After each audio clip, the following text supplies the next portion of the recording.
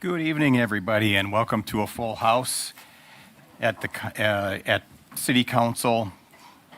We're at a Common Council meeting. It is Tuesday, February 24th, 2026. It is 6:32 p.m., and we are in the council chambers. We'll call the meeting to order. Please join me for the Pledge of Allegiance.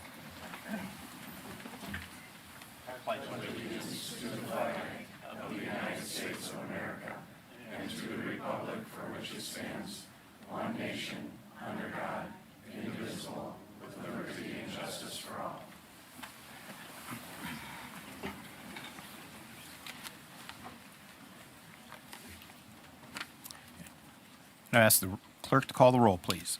We have 11 voting members present.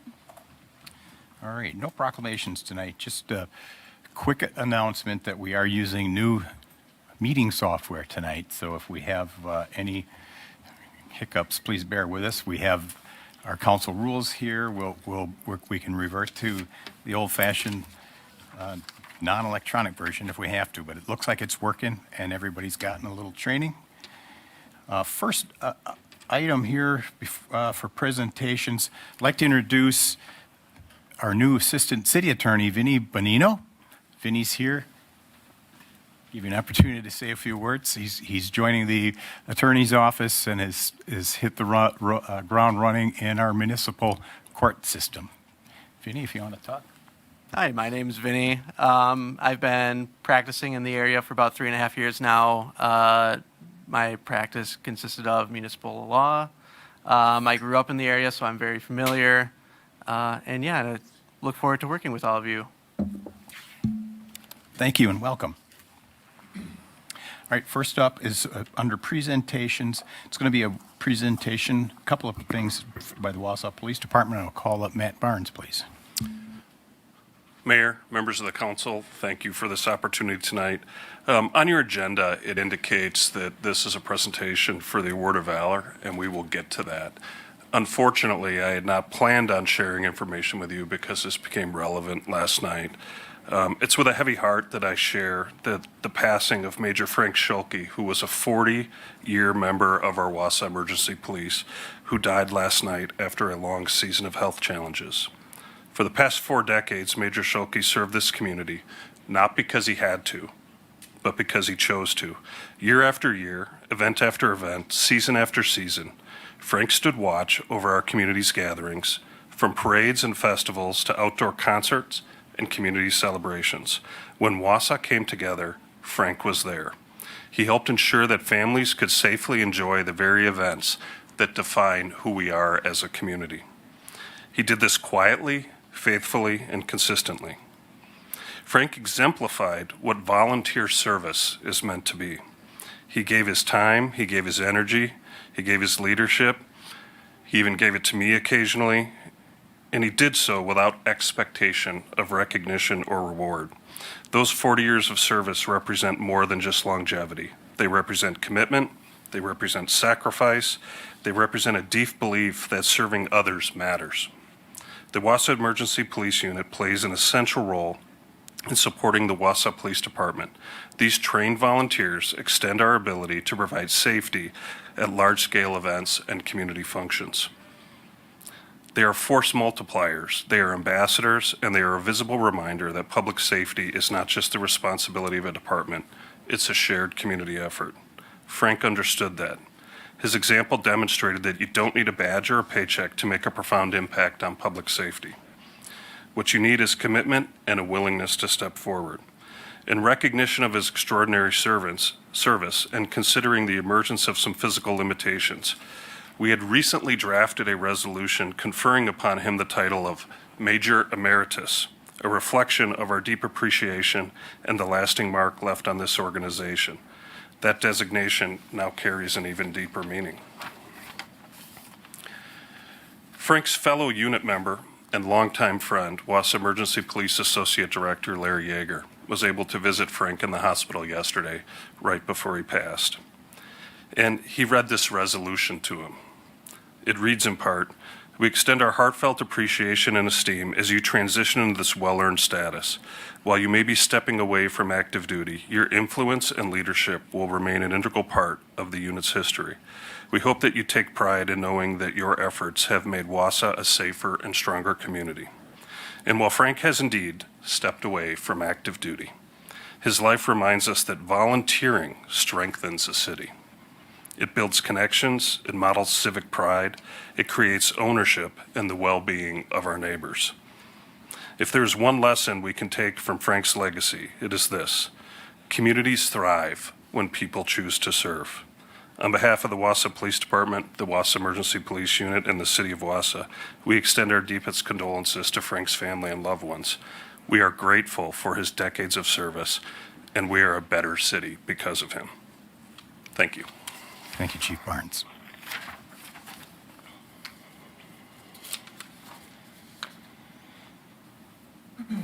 Now, the Wausau Police Department has a policy manual that's got to be 1,500 pages long. It's electronic because paper copies would kill too many trees. But a portion of our policy has to do with awards. And our policy reads, the Wausau Police Department will recognize outstanding performance of employees and citizens making substantial personal contributions to the department or community. The department will identify and recognize specific acts of heroism, bravery, or notable accomplishments and establish guidelines to identify those who have distinguished themselves through performance of those acts or accomplishments. Now, the criteria for the Medal of Valor reads, the second highest department award recognizes outstanding officer achievement. The Medal of Valor will be awarded to officers who distinguish themselves with extraordinary acts of bravery or heroism above and beyond the call of duty. Officers must have displayed extreme courage by placing their own safety in immediate peril in an effort to provide protection or preservation of life.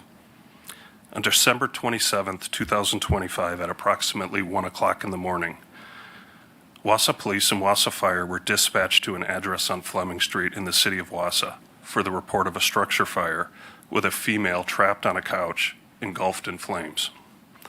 Officer Shanowski was the first to arrive on scene and was advised from dispatch that a female was inside and currently being burned.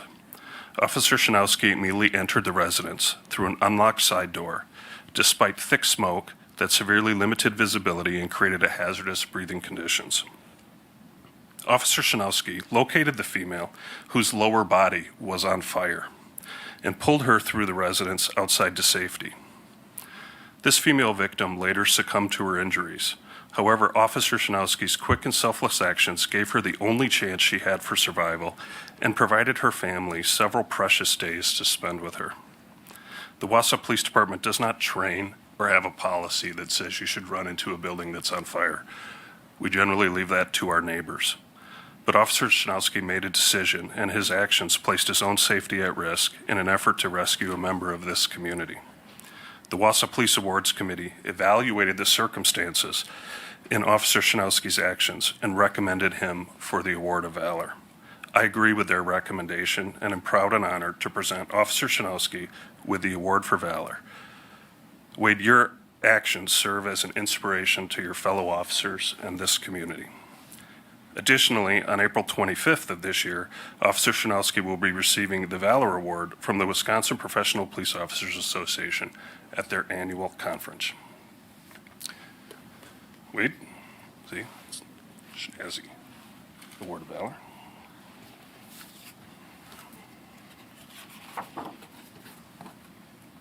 Thank you.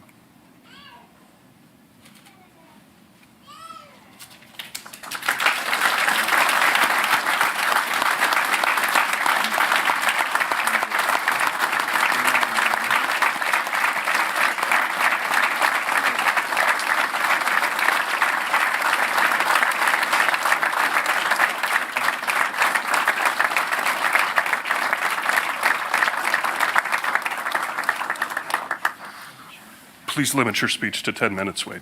I'm just...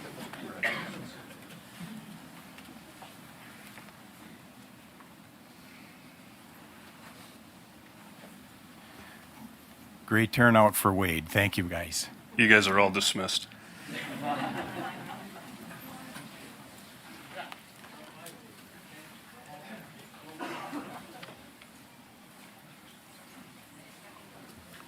All right, up next is item 4, consideration of the minutes of the preceding meeting.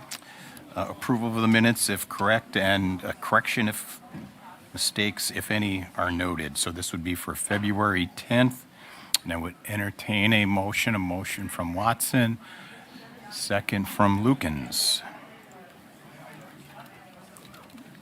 Any comments on that? Seeing none? You may begin voting.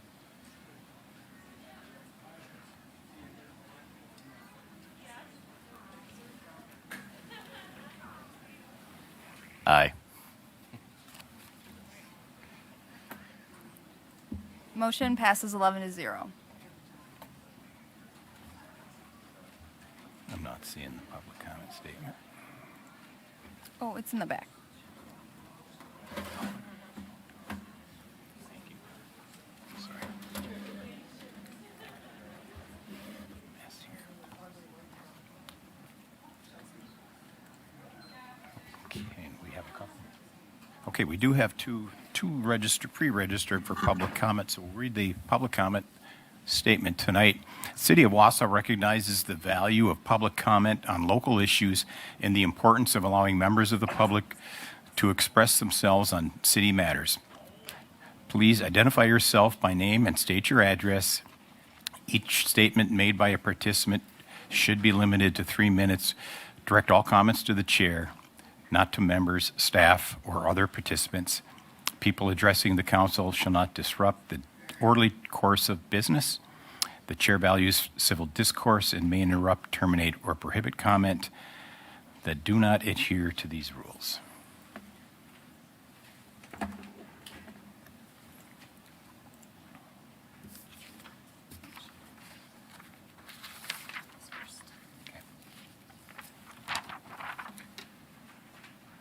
First up is Tom Killian.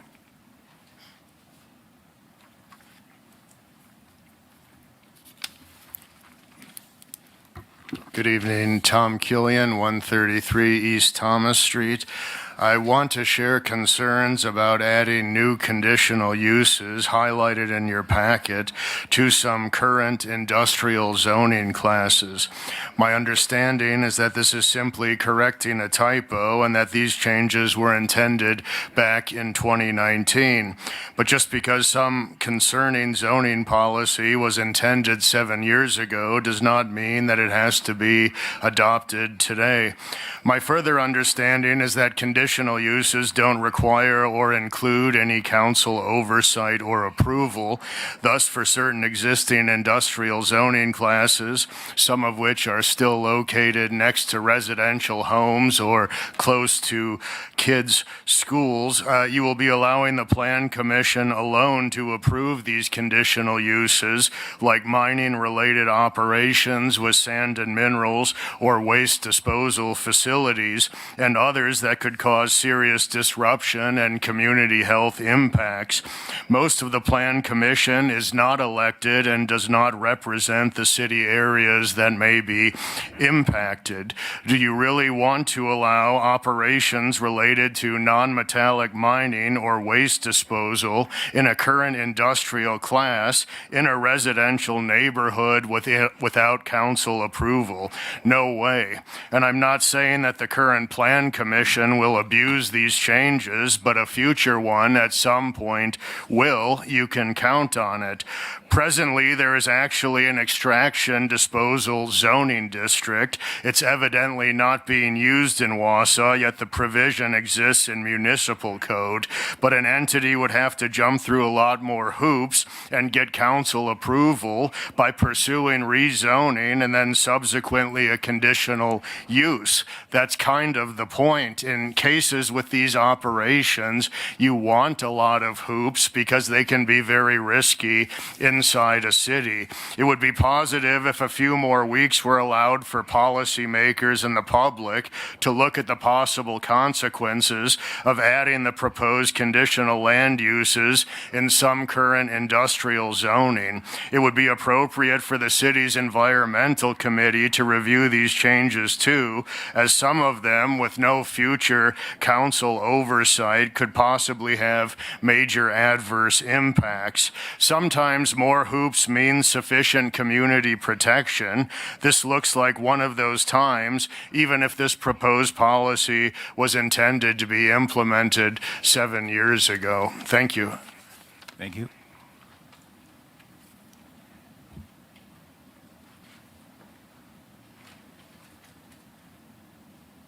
Up next is Tony Gonzalez.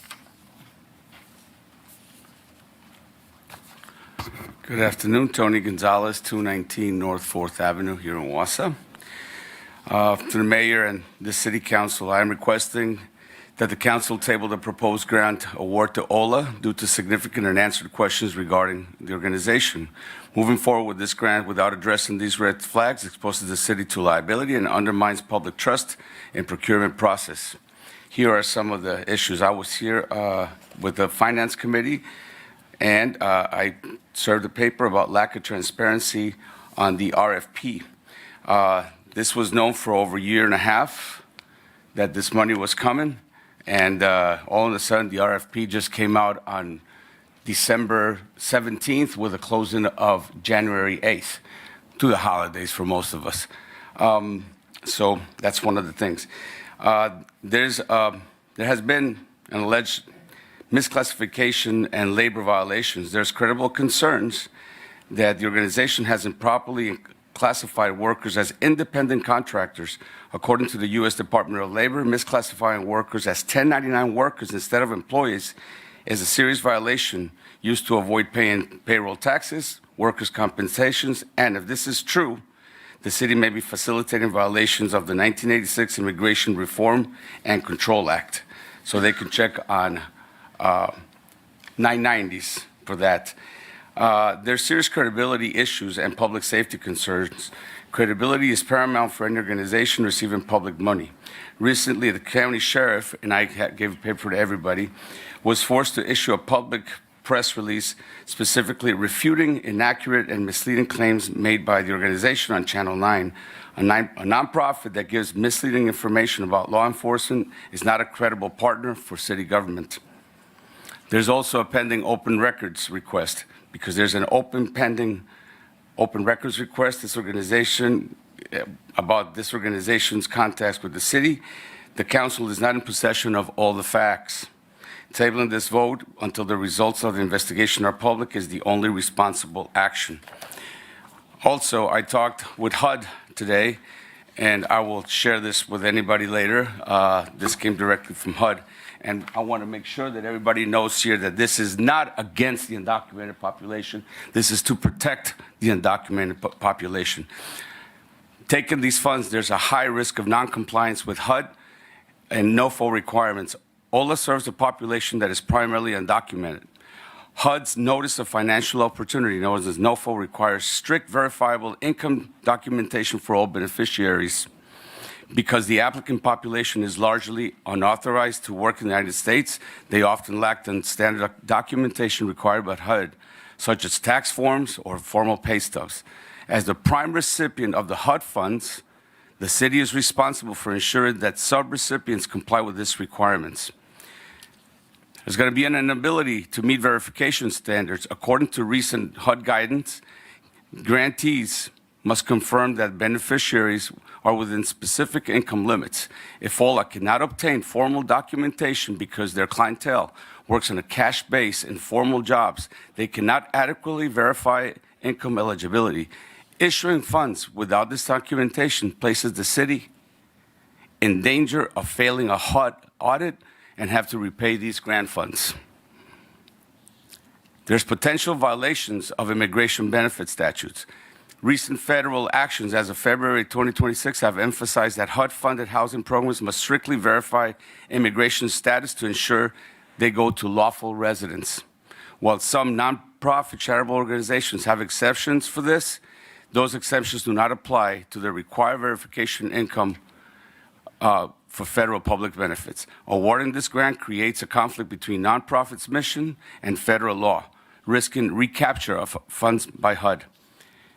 The city needs to review the specific agreement and verify how OLA is going to comply with Enterprise Income Verification, EIV, and reports and SAFE, Systematic Alien Verification for Entitlements, if required, as mandated in HUD directives.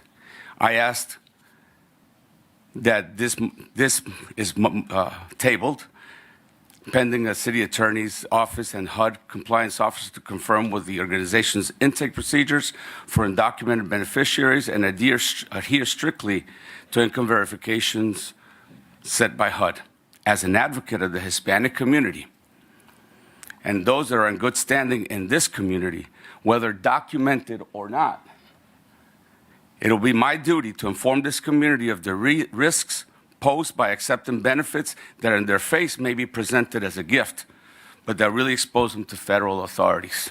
Thank you. Ultimately, it'll be squarely on the shoulders of this city if disregarding these issues or by simple inaction, good members of this community suffer consequences that may destroy their families. Thank you. Any questions? Thank you. We won't be taking questions here. Thank you. Thank you. All right, up next is the consent agenda, and one of the items, well, at least one, maybe two items were asked to be pulled. So we have 24-0704 is the OLA resolution, the HUD resolution, and that is being pulled by request of alders. Was there anyone else looking to pull something from consent? Mr. Larson. Mr. Mayor, could I ask you to speak more clearly into the microphone? Sure. Thank you.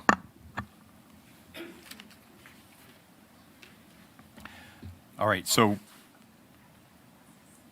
who?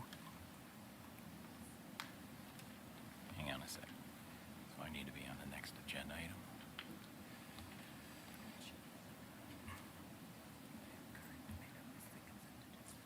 Right. Details.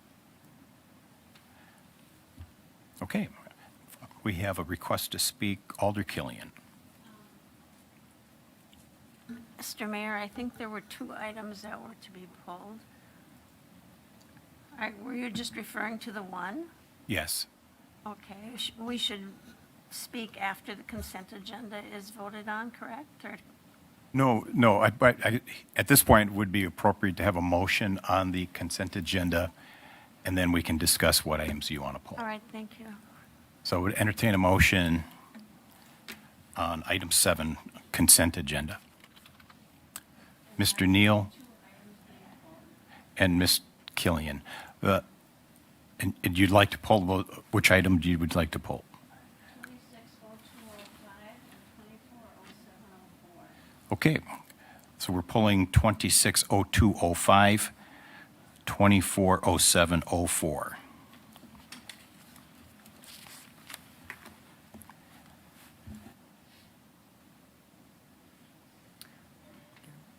Alder Neal made the motion and Alder Killian seconded. So with a motion from Neal Second. for the consent, second by Killian, we're taking consent with all items with the exception of those two that the clerk has pulled. You may begin voting.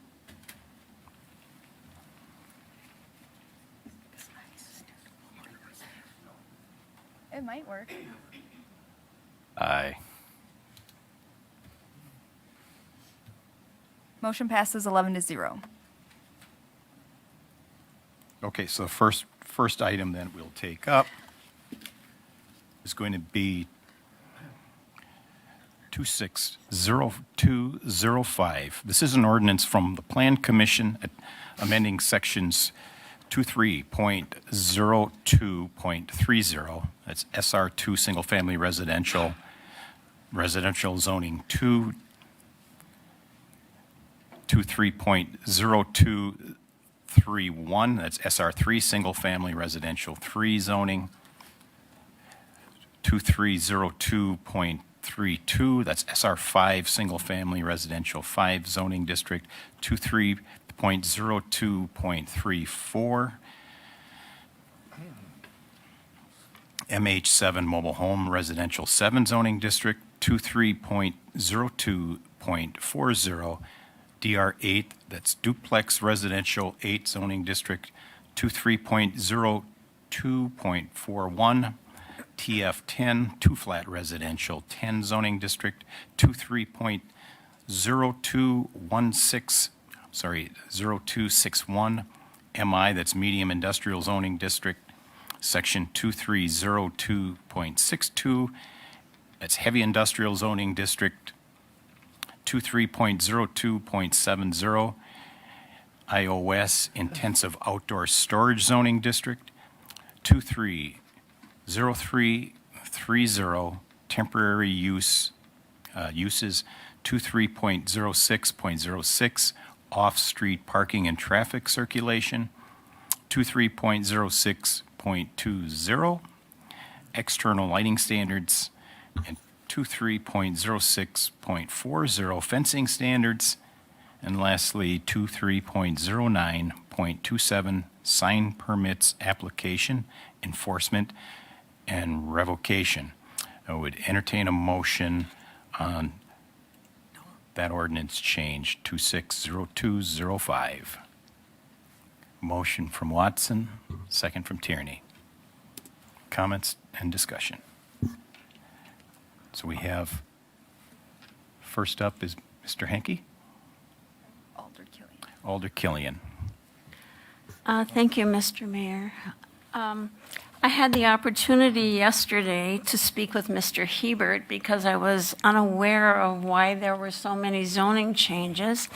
Mr. Hebert did explain to me that these zoning changes were being corrected because they were correcting typos that were done years ago. However, we've heard tonight from public comment about concerns regarding the conditional use items that were added. They're outlined in yellow in your packet. I share those same concerns. I would like to see the list of conditional items in our packet, which are highlighted in yellow, be excluded from our vote on this resolution, and we could vote on the remainder of the zoning changes. I believe it's important that council and the public have more time to take a closer look at the potential impacts of these uses.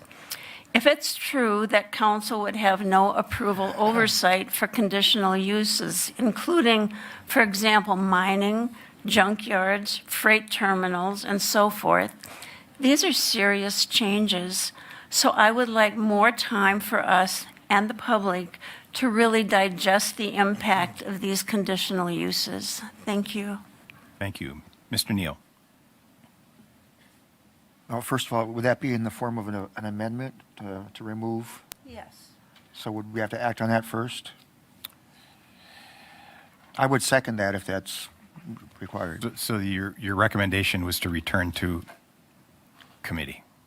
My recommendation is to remove the conditional uses that are highlighted in yellow, vote on the rest of the zoning changes, and however we give more consideration, return it to committee or whatever, just so we can give more consideration and have the public have more time to take a look at those conditional uses.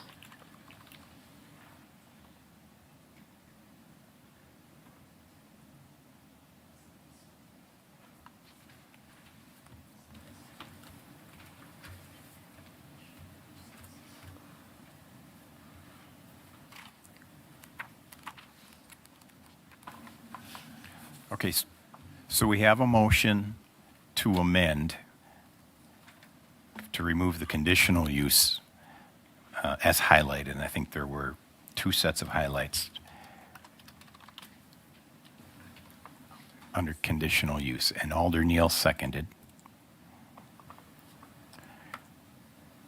I would like to just look out to Mr. Hebert. Is this going to conform if we make this change in those two items and slice them out? Or should we review the whole thing? That's up to the council, but just to maybe clarify a little bit, uh, these uses were in our zoning code when it was adopted in 2020. We made some edits. Normally, every year, the zoning department makes edits, reviews the ordinances, finds inconsistencies, et cetera, or maybe some land uses that we wanted to add. So in the case of these conditional uses, it was actually a typo. We added animal daycare, animal boarding to some of our heavy or industrial districts. And in that process, we put a 3 instead of a 2. So it took the permitted uses in section 2 and overrode them in section 3, which was a conditional use. So we're just trying to put that back from our previously adopted code. Okay, thank you.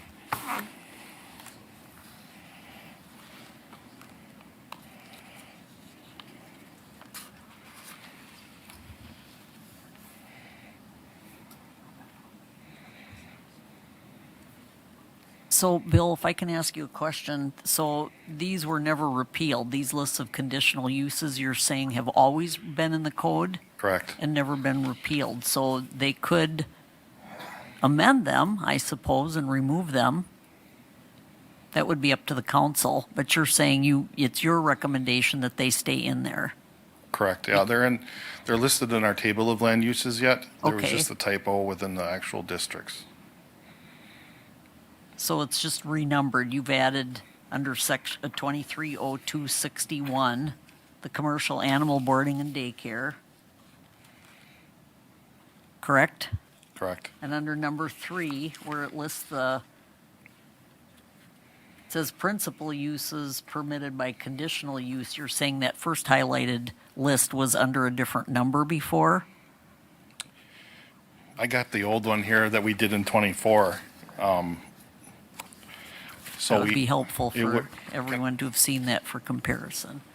It just came up yesterday, Okay, so. go ahead. But, so it was supposed to say, all we were doing was adding the animal boarding and renumbering it to work within our ordinance. And instead of having permitted, principal uses permitted by right, parent 2, we had a typo and I had it under parent 3. So when Municode got it, they cleared all of the conditional uses that existed and retyped up this, the permitted uses as the conditional uses as well. So you're really correcting a publication error by Municode then, in Yeah, essence, or you're putting back in under the proper number what's always been there. correct. Okay, but if at this point they want to move to amend any part of the ordinance, I think that's up to the council to be able to do that. Does that answer your question, Mayor? Yeah, so I guess the question would be, do these lined out, striked out items then stay, or are they struck out? I think according to Alder Killian's motion to amend, she's willing to accept all of the other changes except for those 2 lists of conditional Highlighted. uses. Okay. All right, further comment on the amendment on the zoning ordinance. Alder Rasmussen. Thank you. I guess I have a comment on the amendment as it relates to this whole effort. So it sounds to me like this started as language cleanup. And language cleanup is not process change. So if our goal is to amend either the list of conditional uses or what a person does to get one, or what the process looks like for where it goes and what the voting looks like, that is a totally separate issue, and that should come to the Plan Commission and us as a completely separate effort. I think if this is about language cleanup, we need to stick to language cleanup. If it's about renumbering, and it's about restoring and fixing a clerical mistake, cutting this up over certain land uses we don't like or want in our community isn't appropriate. So I feel like we need to fix the numbering, get it back to where it needs to be, and then if we want to, as a separate effort, change the way a person gets a conditional use or what's acceptable and what isn't, That would be future policy decisions. I don't think we should try to change the zoning code with this item. So I feel like the amendment is really, I can't support the amendment because I think that we're heading in a direction that loses the intent of what this actually is. Thank you. Thank you. Showing Alder Tierney, are you looking to speak on the amendment? Anyone else on the amendment? Alder Lukens. Thank you, Mr. Mayor. I agree. I'm not saying that I'm against, exploring this at all. I just am not prepared tonight because I don't know what everything means, I guess. So I would prefer us to go through that process and so that we can learn what that means. And like when I heard mining, I don't know what that means, but so I would prefer myself to vote on this just as cleaning up that language and then exploring that stuff through the process. I would not at all be opposed to that. So I would prefer, I agree with what Alder Rasmussen is saying, I guess, is that if this is just the language, and then I'd prefer to look into the rest separately. Thank you. Thank you. Anyone else on the amendment? Alder Killian. I guess I would like to ask, I believe the city attorney said that we could amend it. Did you not? And remove those? I understand this is a correction of typos, but we're being asked to accept all of these zoning changes or whatever there is up there. I am not comfortable with the conditional use permits, so. I want to just clarify one thing. Bill, am I correct in assuming that if you hadn't added the other things highlighted in yellow, like the number of feet and the commercial animal boarding daycare, this was actually an error by Muni Code that would have and should have been corrected by them to publish our code as it was passed by the council, correct? It was technically a staff error. Okay. We literally put a 3 instead of a 2. 2, okay, a numbering Yes. error. So that would have just been corrected, but now it's kind of being piled in or joined with the other changes that you are making substantively to the ordinances, and this was always there, you're just renumbering it. Correct. So, but the council can still make any amendments they want or pass or not pass any portions of any ordinances or amendments, but, so do you understand that, Alder Killian? Okay, yep, but the council can still do what they want to do. Sure. And I would just add that since our new code was adopted on 1/1/2020, the council's always had, the plan commission has done the hearing for the rezone. The council makes that final determination. And then if there's a conditional use, it went back to plan commission for a public hearing for a separate land use, conditional use. Plan commission made that final determination under our code currently today and for the last 6 years. That's how it's operated. Nothing changed. Thank you. All right, on the amendment, seeing no further comments, You may begin voting on the amendment.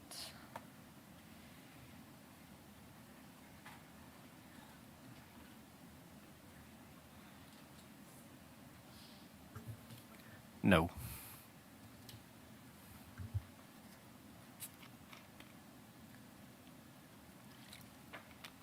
Motion fails 4-7.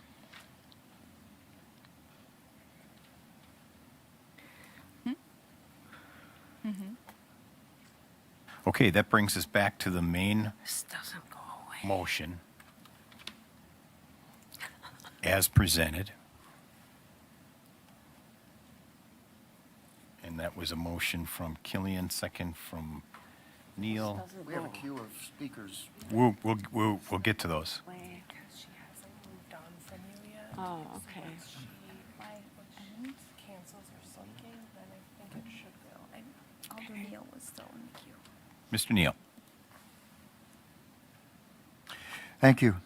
I have a question about, it's in section 11, 230606, off-street parking and traffic circulation, where we see the word equipment replaced with the word vehicle. I was just wondering what provoked that change, and, because recreational equipment, can include a very sizable trailer. Is that handled elsewhere? Or then, if not, then why are we making this change?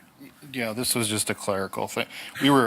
We had a case where we pursued a camper, and camper's technically an RV, not a recreational equipment by definition, so that's what we're correcting here. Oh, a vehicle is something that you drive. A trailer is something you tow, and that's not a vehicle. It's based on our zoning code definitions. Yeah. Okay. It seems to me we would have both of them addressed in here just for clarity. We do, this is just a specific section that we had to apply to the RV. Okay. All right. Okay, showing up next is Alder Killian.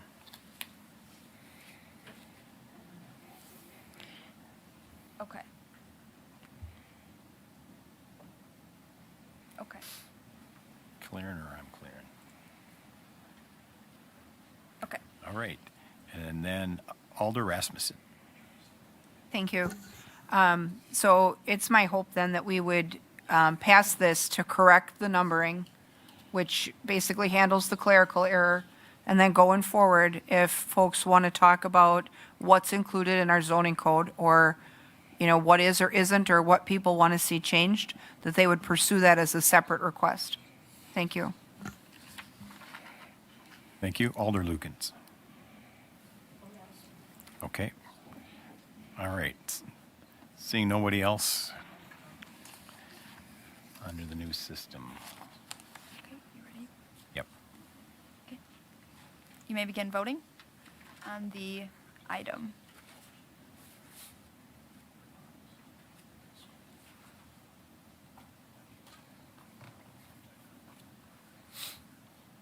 I can't vote.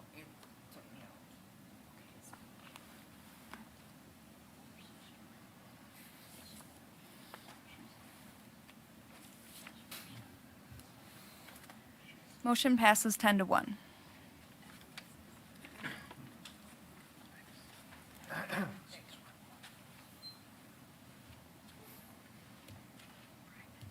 one going out here. Yep. Okay. All right. Great. Up next is the file number 24-0704. It's a resolution from Finance Committee authorizing entering into a memorandum of understanding with both Healthy Opportunities for Latin Americans, OLA, and New Beginnings, Inc., through the U.S. Department of Housing and Urban Development lead hazard reduction capacity building grant. Would entertain a motion from Watson, second from Larson. Alder Killian.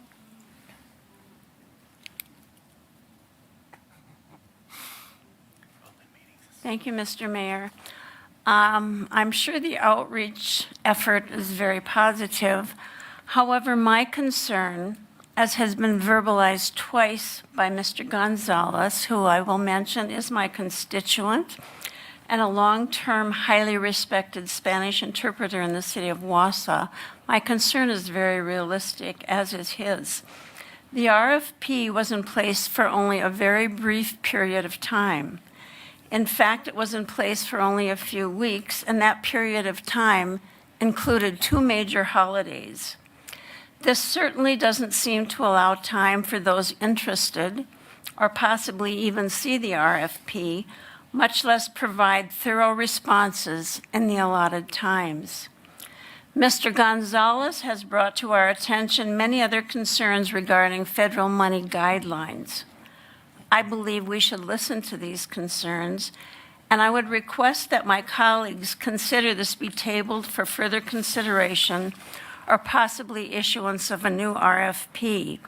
I therefore will not be supporting this resolution or any resolution in the future which would be based on an RFP that provides seemingly unrealistic timeframes for interested parties. And I would like to make a motion that this be tabled for further consideration. We have a motion from Alder Killian to That's second. table this item, second from Mr. Neal.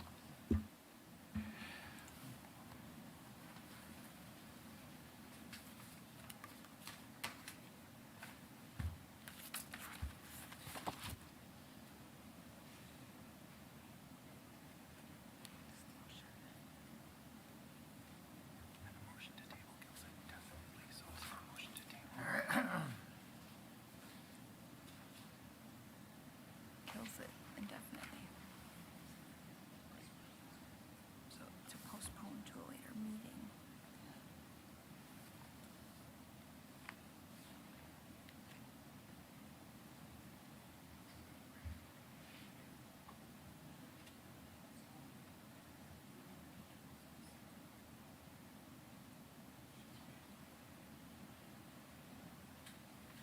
Okay, so with a motion to table and a second, Sorry, I believe if it's tabled, then we can't bring this item back versus postponing it to a later date, then the item could come back again? That's correct, and that's what I just asked the mayors, if the motion was to table it indefinitely or postpone it indefinitely. It's technically not a tabling motion, but you move to postpone it indefinitely or to some specific date or time or upon some condition. That's up to you. I would guess that it needs to be tabled until, or reissue an RFP. That would be appropriate. It doesn't feel as though that RFP gave interested parties an adequate amount of time to even know it was out there or to submit appropriate documentation as they would like. So I don't think it has to be done indefinitely, no. Well, let me clarify. To table something suspends further consideration of it until it's brought back off the Yes. table. Or you can move to postpone consideration of something indefinitely or to a time certain. Table it until it's reconsidered and brought back. Okay, that's her motion. okay. So a motion to table until it can be brought back. Point of order. Point Could of a order. motion be made to re-release the RFP? Rather than simply table this and reconsider it? I would think that would require some more information, more discussion before we go there. We have a motion to table at this point. It likely will be part of the discussion because it will have to go back to staff. Mr. Mayor, I would consider, I would withdraw that motion I made if we could reissue the RFP. I would support Mr. Neal's suggestion. Is that possible? I'd second that if it's possible.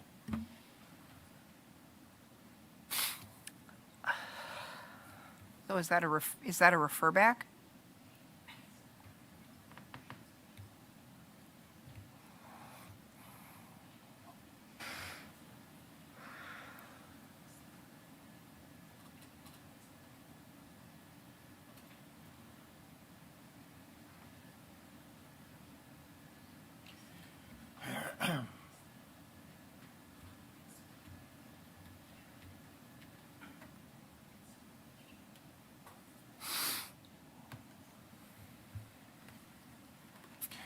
Okay, it would be appropriate to vote on tabling, and then if we want a motion to re-release the RFP, we could either do that here with another motion following the table, or I could direct staff to do so. But let's stick with the table. A motion and a second. And Yes, a yes is to table, and a no is to continue discussion. Not Me deba- too. Not debatable. The tabling is not debatable. Okay, but for You have a second. clarification, reconsidered by who? The motion isn't clear. Table. The motion is to table indefinitely. Until it's reconsidered, but reconsidered by Until who? it's reconsidered. By who? So what I have is table item 24-0704 until it is reconsidered and brought back to council. I did say I would withdraw that. I think that's really semantics. We can do what we're thinking about doing with it, correct? The motion's been withdrawn.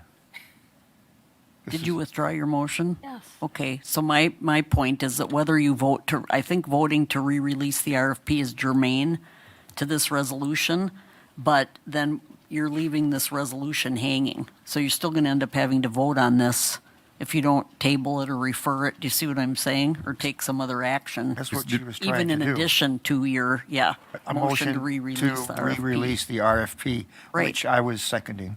Yes, and then what are you going to do with the But the resolution is specific Moot. to, no, the resolution is specific to the awardees.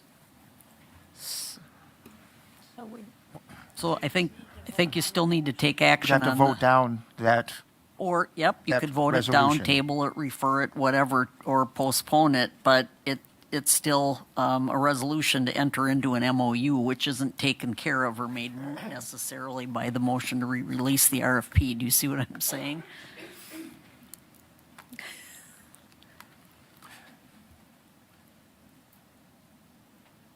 Mr. Greiner. Thank you, Mayor. So given that Alder Killian has removed her motion, are we open for debate on the floor regarding the resolution currently? Is that where we're standing at? Yes, I think so.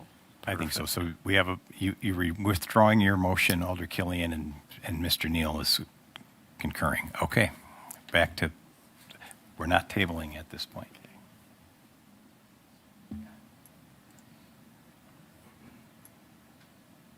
I just need to find it.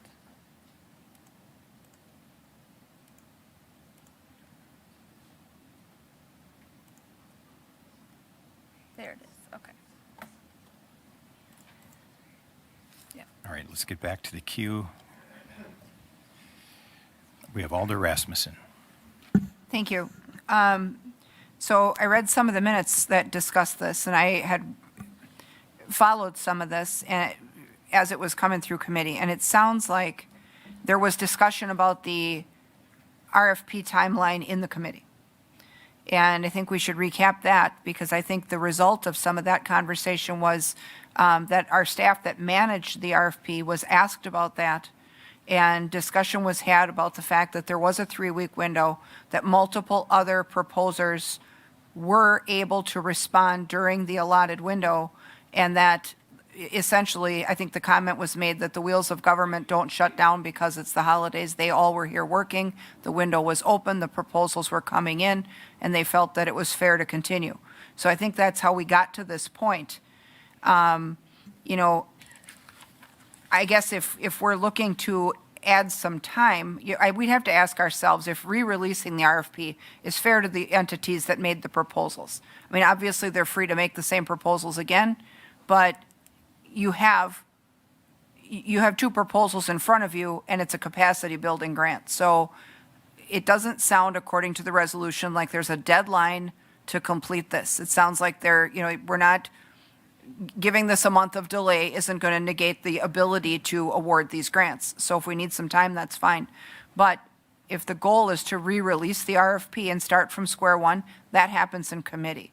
So I think the appropriate motion then is to refer it back to finance with a directive that they reopen or re-release the RFP and then bring it back again once that vetting has been done. But we shouldn't be suspending action indefinitely and leaving this whole thing hang, because we asked for this capacity building grant, and the whole point is to build that capacity to remove lead lines. So if you want more time, you would refer it back to committee, and the committee then would re-release the RFP. We don't need to direct that from here. Thank you. Thank you. Alder Neal? Thank you. It's kind of a longer night than I thought it would be tonight. Given this new information, which a lot of it is new to me, and I appreciate it being brought forth, wish I had seen it long before, but I, in good conscience, can no way support what's in front of us, to pass it. I think that the awardee, there's a lot of questions that we probably have about them, about the process perhaps, and I would make a motion to refer back to committee for this all to be hashed out and hopefully for a re-release of the RFP. That's my motion. So a motion from Mr. Neal to refer back to committee, second by Alder Killian.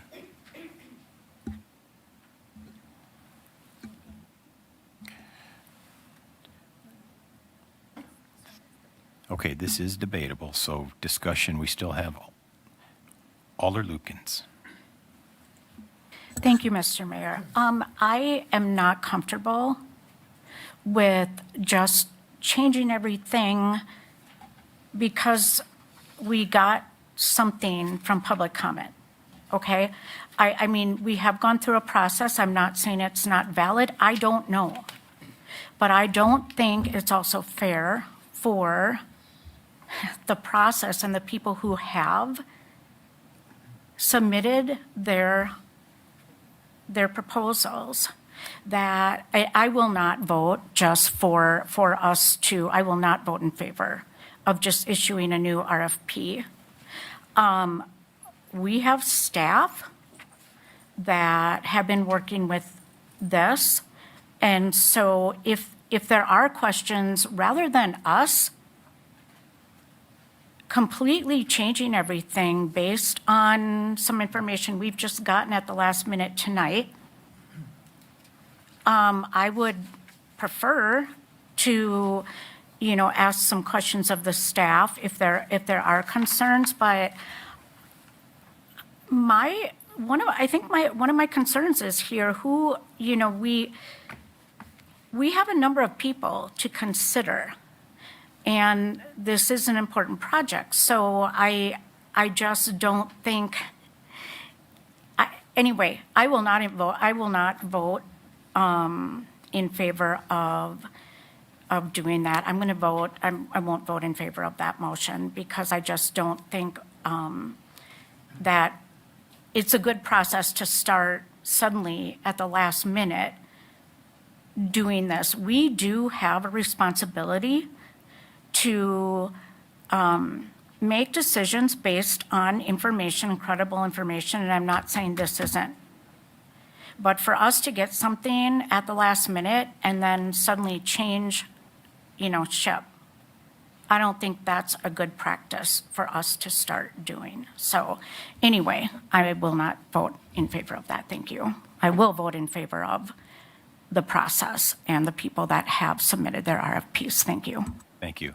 And we stepped on each other here. Alder Greiner, you were next in the queue. No. Spoke, so Okay. it's Alder Tierney. Alder Tierney.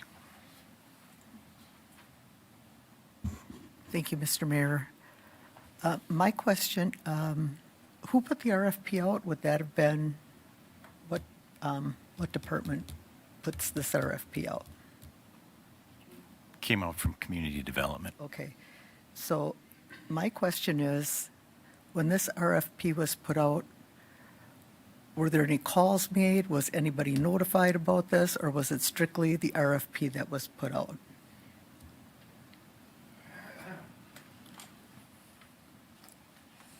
Stratz. Thank you for asking the question. Yes, as you remember, the lead capacity building grant, we have an MOU with the health department of which they hired a person to spend 75% of their time to work directly on this grant. I work very closely with them.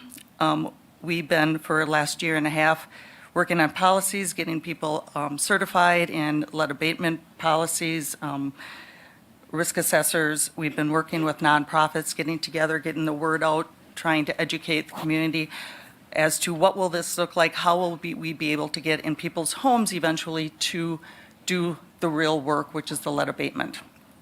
We finally got to the part that let's start working with the non-English speaking residents of the city because we don't have the capacity to do that. The health department, before we put out the RFP, while we were meeting with nonprofits, had met specifically with Mr. Gonzalez, had met with Ola. I met with New Beginnings, and I met with the Hmong American Center and told them all about what's going on. When the RFP came out, we strategically had the health department reached out to Mr. Gonzalez and Ola because they have a relationship with them. I reached out to New Beginnings and the Hmong American Center. Both emails said pretty much the same thing. Here's the RFP. If you have any questions, let us know. We know it's a short turnaround, but we got to get out. We got to start doing some things because the clock is ticking on this grant. We got 3 responses right away. Actually, two responses. One from Ola saying thank you. Hmong American Center, they're going through some transitions, and they said thank you for the opportunity, but we just don't have the capacity right now. But if we can help in any way, please let us know. And then about a week later, New Beginnings reached out with a couple of questions, and then we received the 2 responses when we requested them. So I believe we did a great job at reaching out to those that we knew can provide this service. We did the advertisement, we put it on the website, we do everything like we normally do. Plus the invite, the personal invite. So I believe we did everything we could do. Did the timing stink? Absolutely. I mean, but grants don't stop because of holidays. We need to keep moving forward. The clock is ticking on this. So yes, we can table it. Is it going to get a different turnout? I don't know, but I'm sure we'll have the same organizations, submit the same thing. So you're saying that these 4 agencies, Mr. Gonzalez, the Hmong Association, Ola, and New Beginnings, were all notified prior to this RFP going out? Correct. Okay, thank you.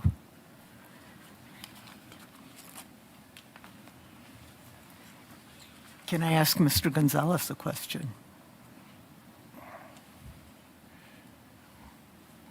I think that's appropriate here. Sure. Mr. Gonzalez, can you step to the podium, please?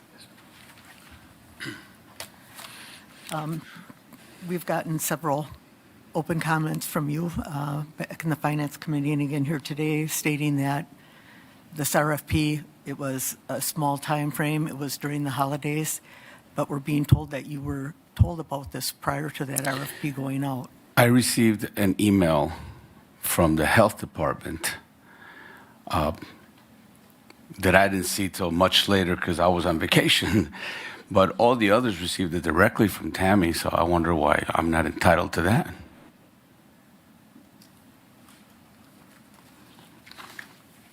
No, what I said was that you and Ola received it from the health department because you have a prior relationship with them. I have absolutely no relationship with Ola. No, from health department. Yes. Yes. That's why the RFP came from them, because you don't know who I am, and you admit it, you told me you don't know who I am. So if I would have emailed you, you probably wouldn't have recognized it. So that's why we had the health department reach out to you. That's speculation. It's speculation, absolutely. Absolutely. Because I Okay. have to recognize everybody's name. Let's stick to the questions and answers Yes, here. I think that, So, when no. when did you get that email from the health department? It is dated, the one that I saw was dated the 17th, actually. Yes. But I saw it that it said to much later. Okay, when did you see it? Ooh, early January. Okay, so you were on vacation from the 17th until Yes. early January? Yes. I do, yeah. Yeah. Well, and not just vacation. I was doing other stuff down in Madison and stuff. Yeah, Yeah. that's a long period of time, not to be checking your emails when you have a business. Right. Okay. No, I would agree with that, but everybody else gets it directly. I don't. And not only that, I just want to make sure that the issue with HUD and money for undocumented people is addressed. This is not just the timing of the RFP. So please don't forget that. Okay. This is going to cause damage to a lot of people. Okay, thank you. Thank you. Okay. Alder Larson. Thank you, Mr. Mayor. We recently had something similar to this happen in our Parks Department, where we had talked about reissuing an RFP because we're talking about not getting rent on the ice cream stand down at the Riverside. And we decided that it would not be fair to issue an RFP at this time, and that with the two people that had responded to the RFP, we went with that because, like I said, we didn't think it would be fair to issue the RFP again. I'm going to stick with the original motion here, and I am not going to support reissuing an RFP. Thank you. Thank you, Alder Killian. Thank you, Mr. Mayor. Yes, we did just receive some of this information this evening, but it is enough information that makes me question whether or not there are issues that need to be addressed. So I do believe this should go back to committee and let them hash it out and find out if all the appropriate HUD guidelines have been met. I will not support the resolution. Thank you. Okay, anyone else on the motion to return to committee? Alder I was next in line, I believe. Neal. Thank Working you. with the new. My motion to refer back to committee, just to be clear, I did mention the potential for re-releasing RFP as a potential outcome of that. That wasn't the intent of my motion, though. It was to go back to committee to, as Alder Killian said, hash out these concerns. There's some very salient points in front of us that are concerns about liability, financial liability for the city, potential damage to individuals, being swept up into some kind of weird stuff, bureaucratic nonsense or whatever. There's too many questions here to just say, oh yeah, I like this, I'm going to vote for it.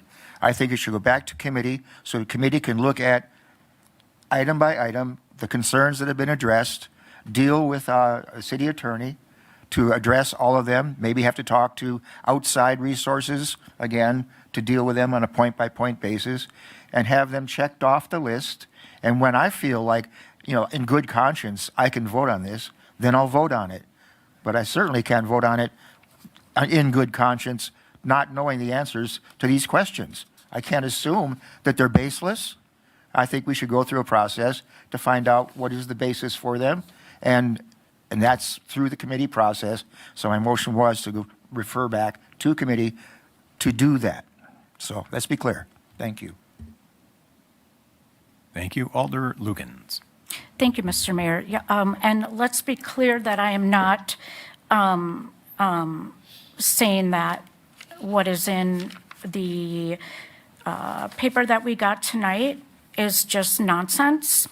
Okay, I'm not saying that, and I did not intend that.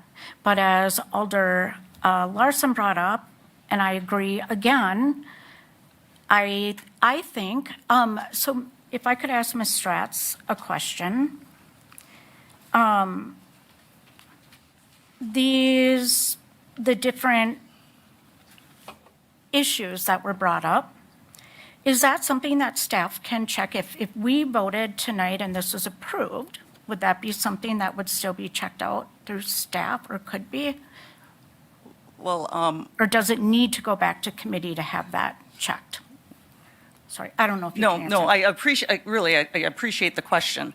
I hear a lot of questions being asked. I have not been, I don't have privy to what you have in front of you. Yeah, Nobody sorry. reached out to me and asked these questions.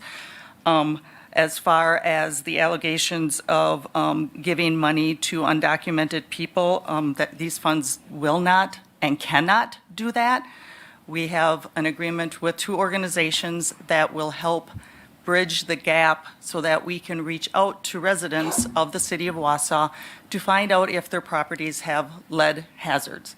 That doesn't mean that they're getting money. That means we are trying to find out what houses out there might qualify for lead abatement. Then from there, if we have a list of houses that we can get into, and we have now an agency that helps get us in there to talk about these lead hazards, if they are able to receive funds, they have to jump through the same hoops that you and I have to qualify for a loan. So that means, yes, we have to check to make sure they are U.S. citizens. Any direct services, any direct money from HUD has to make sure they follow those guidelines. So we're not cutting checks to anybody and everybody out there. This is, right now, we're just trying to find an organization or 2 to help us get into those houses so that we can provide the education so kids don't get sick. That's all it is. Thank you. I very much appreciate that. That is the process that I believe we need to take rather than just automatically, motioning this to go back to committee or whatever, as simple as asking our staff who do work with this. So I just wanted to double check with that. That's what I would think, because I know that there are lots of guidelines. So thank you for that. So I feel very sure in my vote, and I will be voting to approve this because, again, just as we decided with, the Parks Department, I think once we start, I did not receive this. I have not received any kind of emails or anything before this meeting. So to get this at the last minute, it's a slippery slope.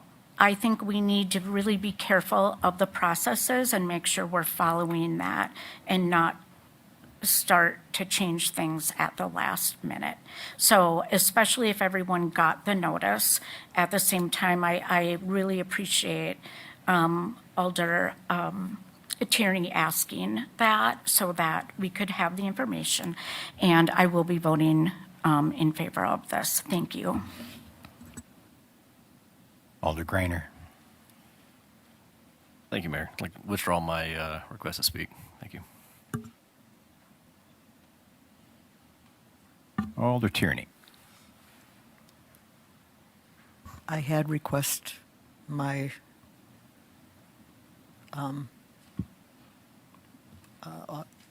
my request to speak. It says I withdrew it. Okay. All right, so seeing no further questions, now we are on the motion to refer back to committee.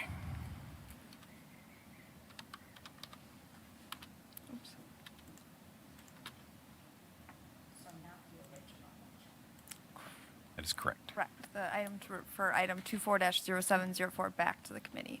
You may begin voting.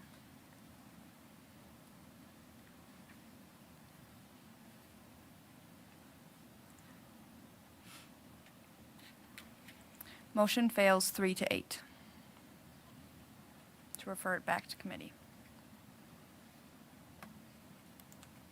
Okay, we're back to the main motion.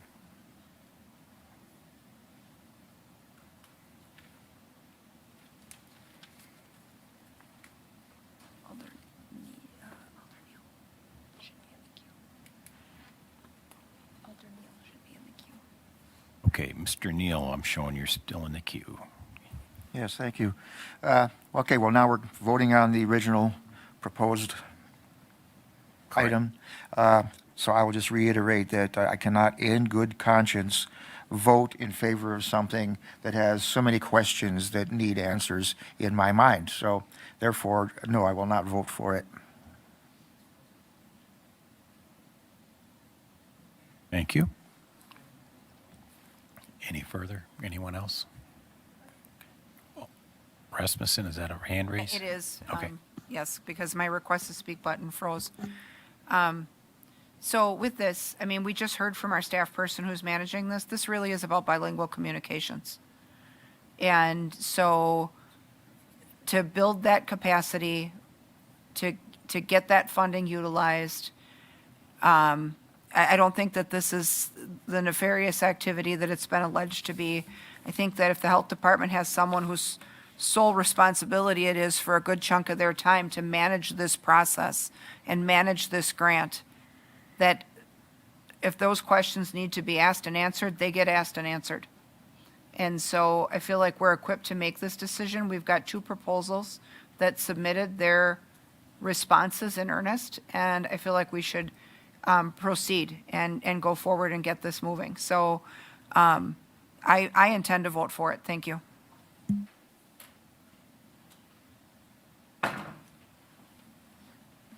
Thank you. Anyone else? Seeing none? May I begin voting?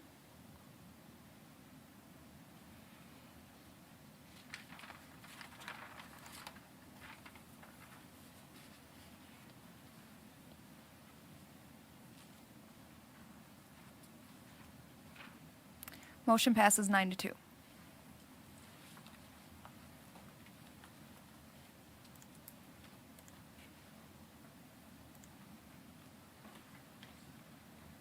Nope.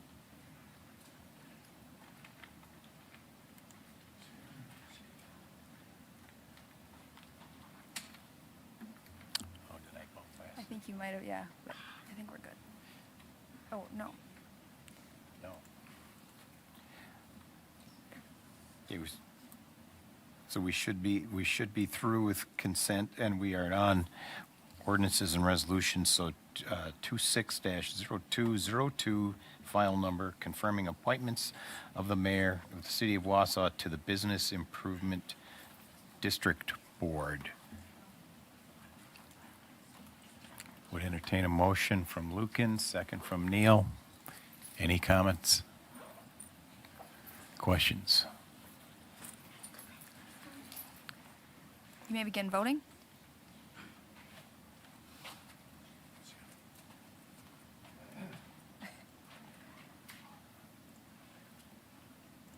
Motion passes 11-0.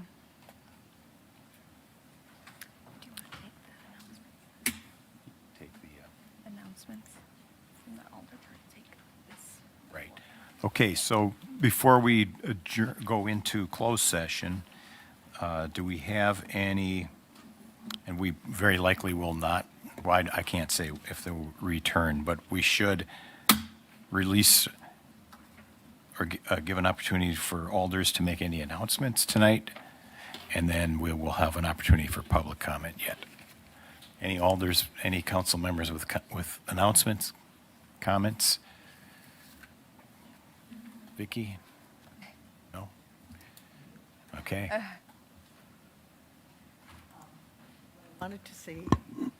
What I wanted to say is on Thursday, this coming Thursday at 5:30, we do have a meeting regarding the referendum scheduled at Station 2 in their community room.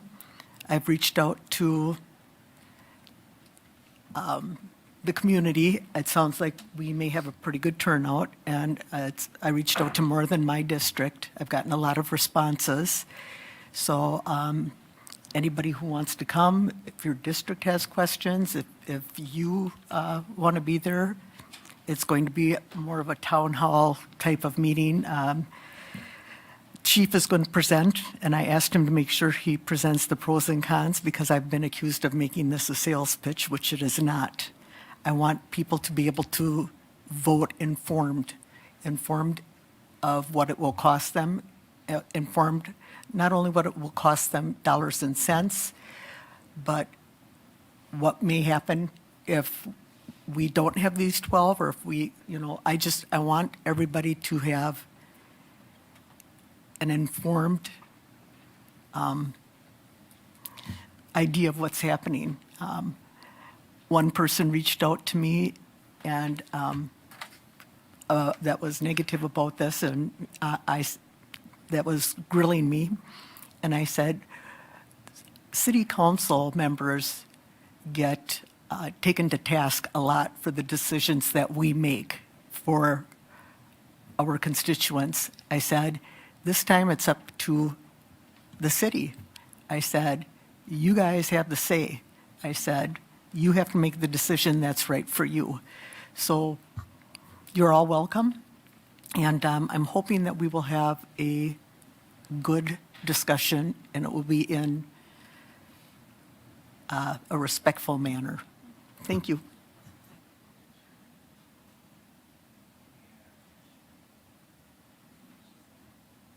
Alder Tierney, could you repeat the time and date? Absolutely. It is this Thursday, so 2 days from now, at station number 2, which is down by Menards Quick Trip area, which is in my district, and it is at 5:30. Hope to see you there. Thank you. Anyone else? Councilmember Martins. All right, thank you. Alder Tierney just kind of jump-started my memory, and for those that are unable to make her community meeting on Thursday, the Longfellow Neighborhood Group meets on the first Monday of the month, 6:30 p.m. at the community room at the police station 501, 501 Grand Avenue. I could think of the address there. And at a regular monthly meeting on Monday at 6:30 p.m., one of the items we will be talking about is the referendum. So you could, if you can't catch Thursday's meeting out on the west side, you can pick one up down at the fire station / police station, just south of downtown. Thank you. All right. Anyone else for Alder comments? All right. Seeing none, any citizen public comments? Yes, come on up and state your name.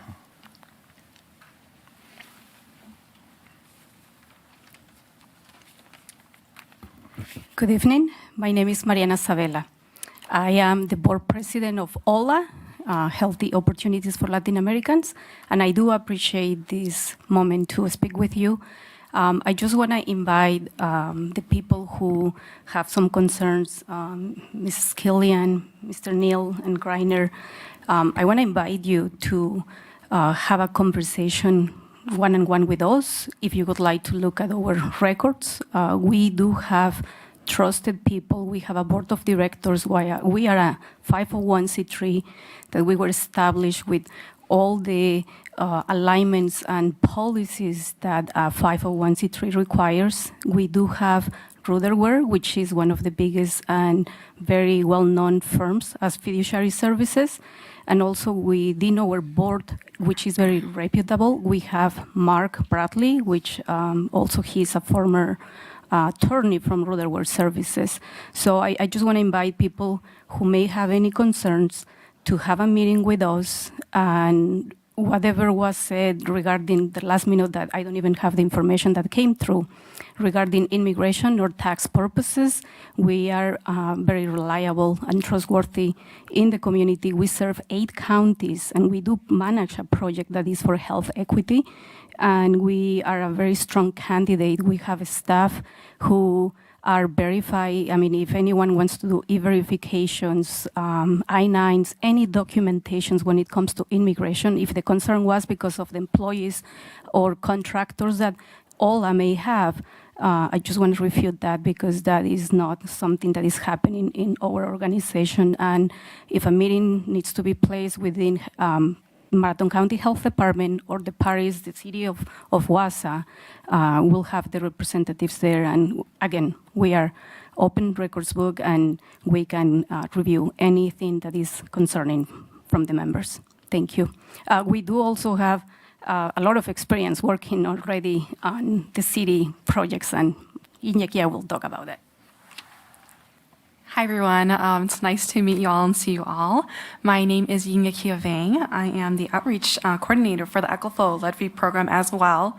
And so with that program, we have this experience of already doing the outreach work for that, going to events, leading events, going and knocking on doors and doing canvassing, translating documents and interpreting for homeowners who don't speak English. And so all of these different things we already have that experience for. So I'm excited for us to be able to work on this project, and I think that's all. Thank you. Okay, it looks like we're at the adjournment for a closed session. I would look to someone to read that motion language. Alder Lukens. Okay, thank you, Mr. Mayor. Okay, I move that we adjourn to closed session pursuant to Wisconsin State Statute 19.85, sub 1, sub F, to consider financial, medical, social, or personal histories or disciplinary data of specific persons, preliminary consideration of specific personnel problems, or the investigation of charges against specific persons, except where paragraph B applies, which, if discussed in public, would be likely to have a substantial adverse effect upon the reputation of any person referred to in such histories or data, or involved in such problems or investigations to discuss an investigation into allegations against a City of Wausau official. Okay, so motion from Lukens, second from Neal.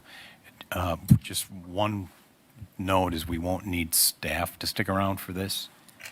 So you're dismissed, and we're also appointing Lisa Nowak as the clerk for the closed session.